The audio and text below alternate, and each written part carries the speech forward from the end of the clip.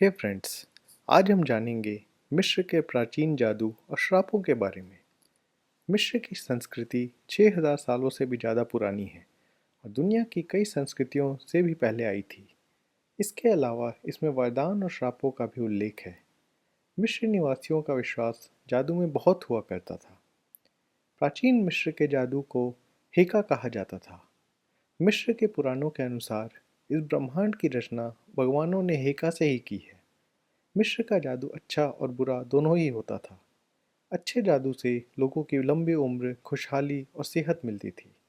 ये मिस्र के मंदिर के पुजारी किया करते थे। पर इन सबसे ज़्यादा प्राचीन मिस्र के श्राप बहुत प्रसिद्ध थे, खास करके मिस्र के राजाओं का श्राप।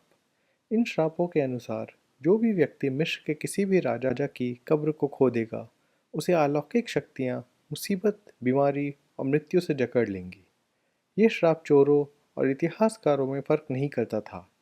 इस श्राप का असर सब पर समान रूप से होता था। प्राचीन कथाओं के अनुसार सन 1922 में राजा तुतनखामेन की कब्र खोदी गई थी। इस मिशन के लीडर हॉवर्ड कार्टर थे। कब्र खोदने के 2 साल के अंदर ही मिशन में से जुड़े 58 में से करीब 24 लोगों की मौत हो गई। इनमें से कई मौतें अवैज्ञानिक कारणों से हुईं। एक रोचक घटना के अनुसार जिस दिन ये कब्र खुदी थी, उसी दिन हॉवर्ड कार्टर के घर पर उनके पंछी के पिंजरे में एक कोबरा सांप घुसकर उनकी चिड़िया को खा गया। ये बात इसलिए अहमियत रखती है क्योंकि कोबरा राजा तुतनखामेन के सर पर बने मुकुट में भी विराजमान है और उसका तात्पर्य है कि वो तुतनखामेन के दुश्मनों पर वार करता है। यहाँ तक कि शर्लक होम्स के रचयिता सर आर्थर कोनन डॉयल ने भी इस बात की पुष्टि की है कि तुतनखामेन की कब्र की रक्षा कुछ अलौकिक ताकतें कर रही हैं। हॉवर्ड कार्टर ने कहा कि कब्र की खुदाई के बाद उन्हें रेगिस्तान में कुछ सियार दिखे जो कि अनुबिस के जैसे दिखते थे। मिस्र की कथाओं में अनुबिस को मौत का रक्षक माना जाता है। अपने 35 साल की खुदाई में हॉवर्ड कार्टर को ये सियार पहली बार दिखे थे। मिस्र के जादूगर अपना जादू एक प्राचीन भाषा हीरोग्लिफ में लिखते थे। यह भाषा सिर्फ चित्रों और प्रतीकों से बनी हुई है।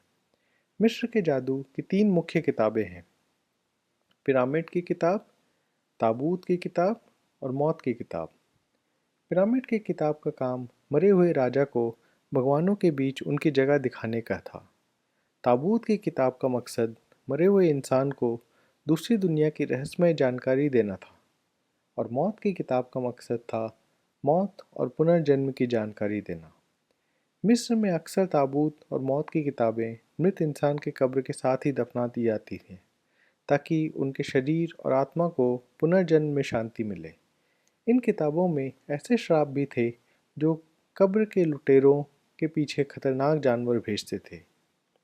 इन सब के अलावा मिस्र में एक किताब और प्रसिद्ध है, शैतान का बाइबल।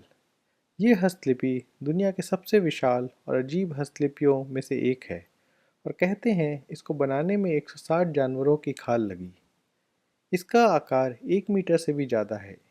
इजिप्ट की कथाओं के अनुसार ये किताब एक बौद्ध मॉन्क जिसे मौत की सज़ा सुनाई गई थी ने एक ही रात में लिख डाली। कथा के अनुसार उस मॉन्क ने उस रात शैतान के साथ समझौता किया और इसलिए वह हस्तलिपि पूरी हो गई।